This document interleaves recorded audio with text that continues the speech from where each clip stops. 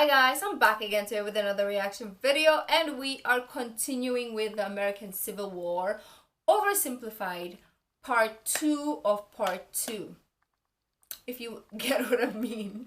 So anyways, before we start, don't forget to subscribe if you haven't already. Click that bell button to get notified whenever I do upload a video. Anyways guys, let's check this out. In May 1864, that plan went into action. Bigger Sherman steadily advanced on Atlanta, facing off against the smaller Confederate army under General Joseph E. Johnston. In addition, a cruel yet highly skilled cavalry general and winner of the funniest Confederate statue award, Nathan Bedford Forrest, was also nearby, doing his best to threaten Sherman's advance. But in a series of battles, Sherman dominated and pushed Johnson back to the city. But he was held just outside of Atlanta itself and was forced to lay siege. Meanwhile, the main show was happening to the east in Virginia.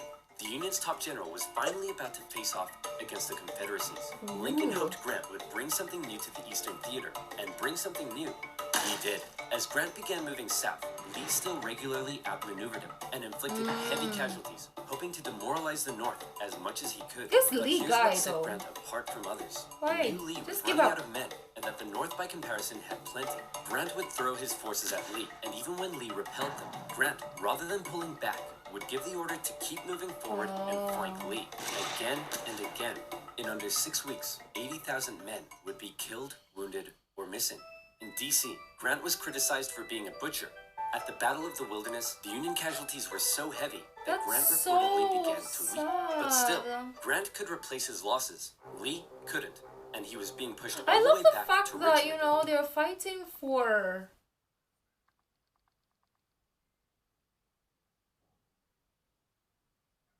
They're fighting for good, obviously, not evil. But... damn, the people who fought in that war,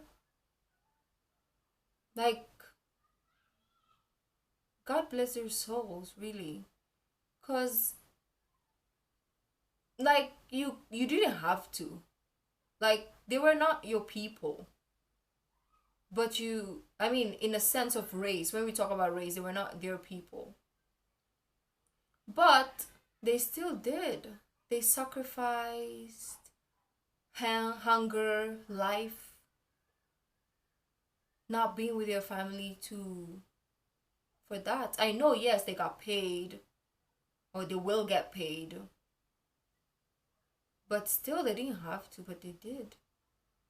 That's what I'm thinking, okay? Because sometimes I read the comments and they're like, it's not true, blah blah blah. I don't know. This is what I'm watching right now, and this is what I see, so let me know.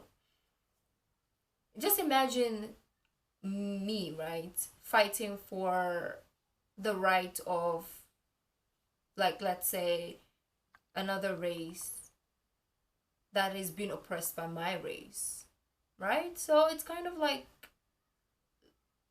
it's really admirable. And Lee knew once he got there, he'd be under siege. Then it would only be a matter of time. Close to Richmond, Grant again suffered horrific casualties in a miscalculated assault at Cold Harbor. Ooh. Then, trying to be a trickster, instead of moving on Richmond directly, Grant moved towards Petersburg to flank the Confederate capital and cut its supply line. But, just like Sherman, Grant was halted outside of the city, and he too was forced to settle in for a siege. 2 identical sieges would not be good enough for Lincoln's re-election.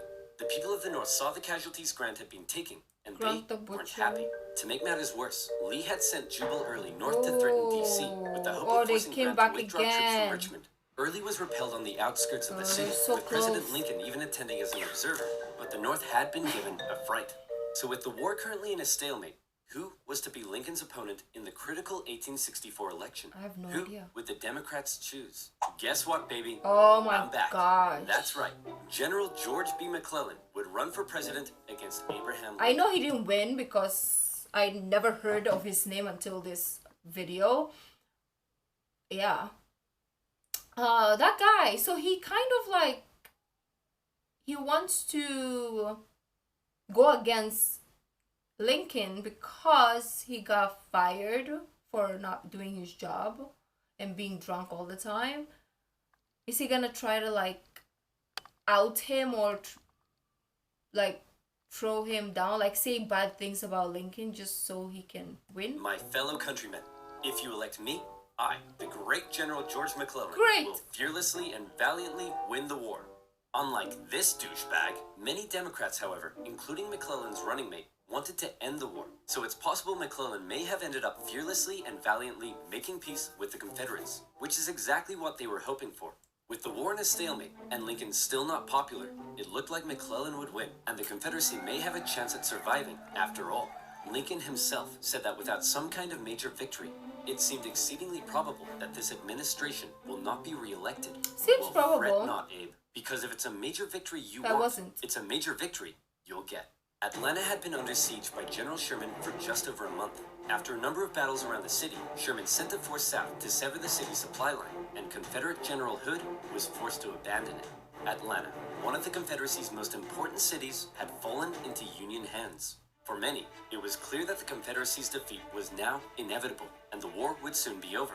When the final results came in, Lincoln had won with an electoral college landslide, with the troops in particular voting overwhelmingly for Lincoln, which must have been touching for their commander-in-chief. I want to cry. Hey man, looks like you lost. No hard feelings? I didn't lose. I merely failed to win. In January, Lincoln involved himself heavily in ensuring the 13th Amendment made it through Congress. In a narrow and historic vote, the amendment passed. At least McClellan was a Slavery good would now be sport. He wasn't really constitutionally as bad as I throughout think he the would nation. have been. Black men and women, watching the vote from the galleries, Aw. knew the work had only just begun. A couple months later, at his second inauguration, with victory right around the So corner, does this he mean... didn't celebrate. Wait. Going back. A couple months later, watching the Does this mean that this guy, this black animation here, who is wearing tuxedo, I believe, is he part of like the office now, or is he just a character the vote from the in galleries, this animation? he knew the work had only just begun. A couple months later, at his second inauguration, with victory right around the corner, he didn't celebrate, he didn't gloat. Instead, he emphasized the need for reunification. I and binding know up Abraham beliefs. To Lincoln him, had his faults as Americans, well. North or I've South, were to done some again reading be about him. compatriots. He However, wasn't. Nobody's listening perfect. to Lincoln speak that day was a man who had no interest in reunification. He looks John so Wilkes pe- Booth, an actor living in D.C., bad. was also a deep Southern sympathizer. And as the war turned against the Confederacy, depressed and full of hate, he was already plotting his revenge on the man he held He looks responsible. evil. With further Confederate losses, it was pretty clear at this point who would win. But still, Jefferson Davis showed no sign of giving in. The North were frustrated to see the conflict being dragged That is out. a nice Why picture. waste more lives in Atlanta? General Sherman. And the reason why I he had say that, yes, I know that Abraham has his also fault, is because I know some people in the comments will say something, because everybody has something negative to say about someone. Like, not everybody's gonna be pro a certain person. Nobody's gonna like me, okay? Nobody's gonna like you. There's always people that are gonna hate as well. They have their reasons. So that's why I'm saying that Lincoln also had his faults, but I'm not saying that I don't like him. I'm just saying that no, he wasn't perfect, and nobody is. the key to forcing the Confederacy's hand. I don't know if I We make have an sense unusually sometimes. modern concept that an army could only survive with the support of the people. Oh. Strike at the people, and the army collapses. Sherman decided to do something unprecedented. He would remove his 62,000 men from their supply line and march through the heartland of the Confederacy, where they would live off the land.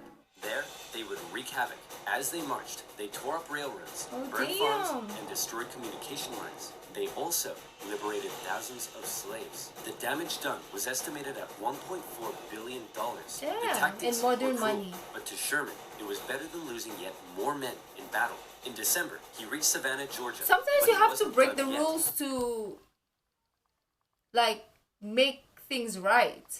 You know, sometimes you have to break the rules to make the rules. I don't know how it goes anyways, but yeah. So he kind of like did a very unorthodox way of doing things, but it works. Next, he turned north to inflict his punishment on the first state to secede, Look at South that. Carolina. It's As working. he moved, he came ever closer to General Lee's army, still Where the holding frick out was at Sherman? Petersburg. The siege of Petersburg had When lasted we for needed him. 292 days. 60,000 of Lee's men had deserted. Numerous Union attempts to break through had failed, but when the breakthrough finally came, it came quick. On April 2nd, a Union assault finally pushed the Confederates from their defenses. Hey man, there's no need to evacuate, right? You'll rescue us like last time, right? Sorry, can't hear you. Oh, Lee narrowly escaped the city, he hoping he'd be ran. able to meet up with General Johnson and continue the fight. Grant chased him down. Richmond was evacuated, and Jefferson Davis went on the run. As they left, the Confederates set fire to military buildings, but the flames burnt out of control. And as the Union troops arrived, they became firefighters. Oh A my couple of days later, gosh. Abraham Lincoln visited the war-torn city. Grant caught up to Lee at Appomattox Courthouse, where he trapped his forces. It was here, on April 9th, 1865, that Lee saw no point in continuing. Oh, Sir? Listen, bub. I drank a bit too much last night, and now I'm hanging like a fruit bat on a hot day. So whatever you have to say, I don't want to hear it. General Lee says he wants to surrender. oh, Diggity dog! he's up Grant and again. Lee met in the home of a nearby farm family, owned by a man who had tried his best to escape the Civil War years earlier. So he'd rather Wilmer give up than McLean. lose, right? All right, He says. can we all just hurry up and get this over with? Martha, not now! Martha is Cleaning. always, Do like, you want us to disturbing. get rats? Grant and I Lee, feel like I'm a after Martha. years of war, now spoke respectfully to one another. When Lee left, his face filled with emotion, Grant's men began to cheer, but Grant ordered them to stop. He knew that now was the time for reconciliation. Just over 2 weeks later, General Johnson would surrender to Sherman, ending the war for Okay. 89,000 Confederate soldiers in the largest surrender of the war. Not every Confederate state had surrendered, but Oh, the war boy. was as good as over. Across the I mean, North, at least. church bells rang out and celebrations erupted. In Washington, Lincoln gave a speech from the White House to a jubilant crowd, in which, among various things, he expressed his support for black voting rights. Lincoln had seen the nation through its deepest crisis. The presidency Look had at visibly him. aged He him. needs to He eat had though. lost That's over the 20 problem. pounds. He said sometimes, I think I am the tiredest man on earth. I'm not looked- sure tiredest is a word, but geez, the man's He exhausted. looks like the Cut him some slack. tiredest On a carriage ride with human Mary, I've ever Lincoln seen. clearly was looking forward to being a president in I've a ever time not of seen, peace. actually. He was apparently very cheerful, surprising his wife, and he told her that between the war and the loss of their son, they'd both been very miserable. So now, sad. it was time to be happy. On the evening of April 14th, Lincoln attended a play with his wife and some friends at Ford's Theater. It was a comedy, and the president appeared to be enjoying it very much. In a nearby bar, Oh, John I Wilkes forgot about Booth him. swallowed 2 glasses of brandy. He slipped quietly into the Swallowed. president's booth and This is waited where he got for the assassinated. audience's laughter to rise. Was he? The president was shot in the back of the head. Booth fled the city. Soldiers carried Lincoln to a boarding house across the street. There, doctors declared There was a there was nothing they could do. conspiracy. I forgot where I saw that. There was a conspiracy about like the.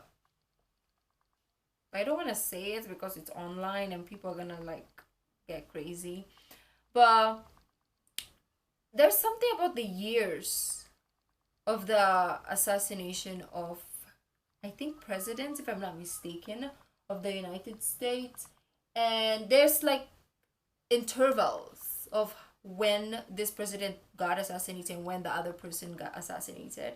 There's intervals.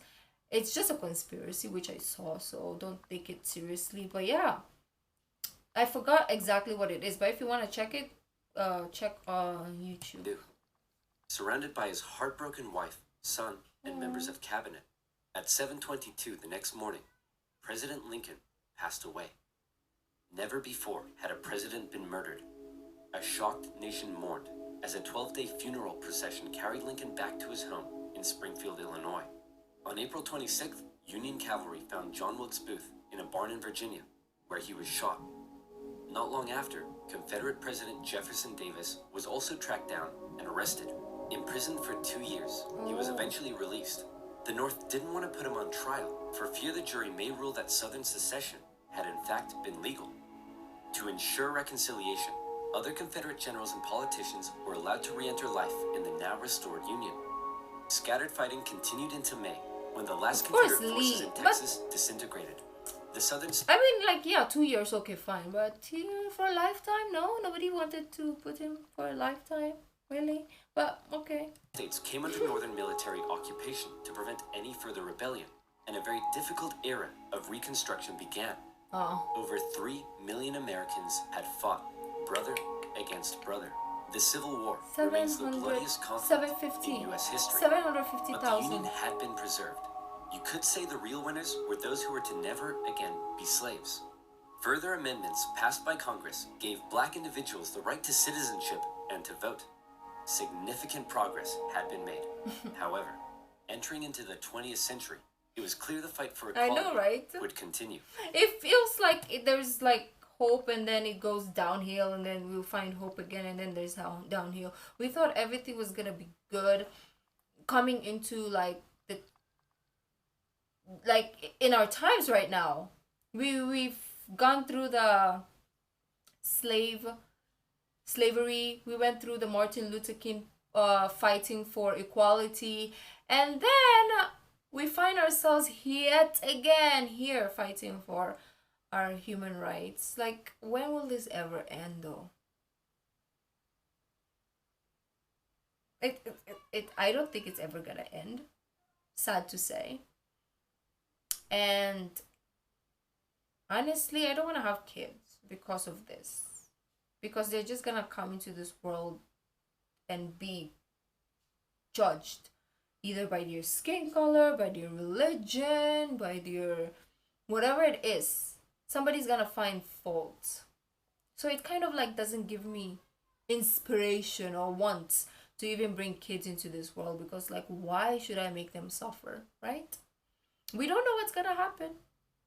I would love to have kids, but it's kind of like pointless when you see people hating. And we thought those leaders fought for equality, not only racial but also religion. But nah, it's still the same bullshit.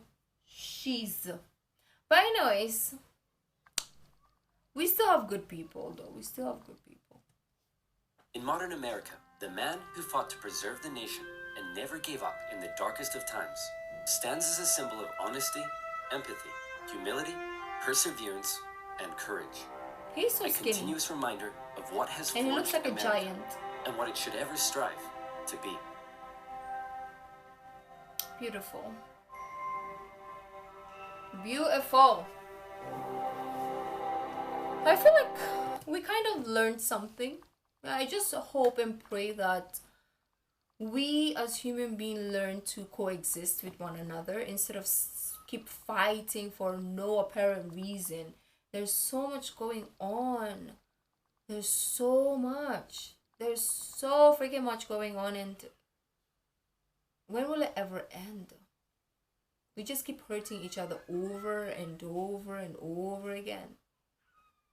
But anyways, guys, I'm not gonna dwell into this because we're gonna spend like the entire day if I do so. So if you like this video, don't forget to give this video a thumbs up. Subscribe if you haven't already. Leave in the comment section down below what other videos like to react to. The original link of this video will be in the description box down below. So what's my social media link? So guys, I'll see you in the next video. Bye.